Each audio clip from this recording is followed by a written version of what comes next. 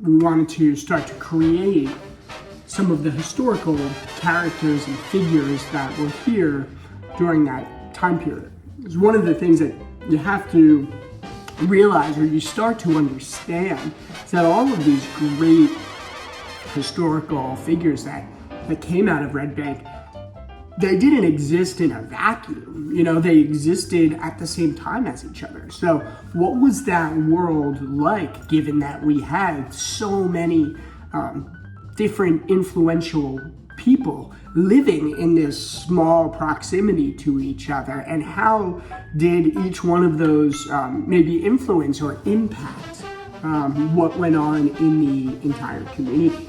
You know, I wanted to dig deeper and deeper into, you know, what did it feel like when you're trying to research any town or any time period. Look at the artists that lived during that era. You know, so you look at Edmund Wilson, or you look at you know, Count Basie, and you listen to the music, and the world just comes alive again because he experienced it, you know, firsthand. He experienced it, and they just bleeds through in his music, and it's beautiful, and it's such a great thing for us to have to pull from for inspiration. Count Basie's influence on the town today, of course, we can see it everywhere, right? With Count Basie Center for the Arts and the Basie Academy. And the arts is obviously a huge part of this community now.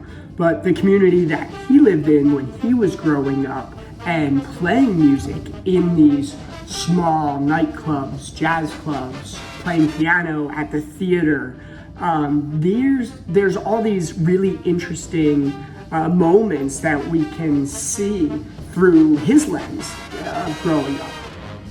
And when you listen to Count Basie's music, he was known for his rhythm section in his jazz. He basically pioneered and invented a new way of playing rhythm with an orchestra. And when you spend time in Red Bank and you listen to the sounds, you can hear that it's that pitter-patter of a train. And that's where he gets that rhythm section from. And it's really interesting when you listen to the kid from Red Bank. I've always, you know, wondered about what it was like, you know, when the whistle would blow at Eisner's factory and you would have people rushing to get to work, or when it blows at the end of the day and people are leaving work and they're rushing to get to the train or rushing to get home or rushing to do whatever it is.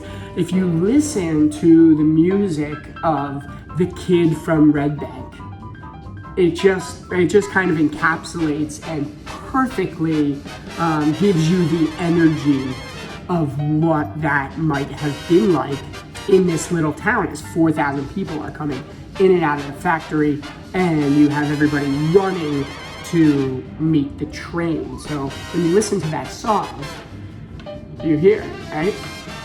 And at the end, you can almost hear like the whistle blow, right? You can almost hear da-da-da. All aboard! Next station stop, Little Silver. Yep, Little Silver.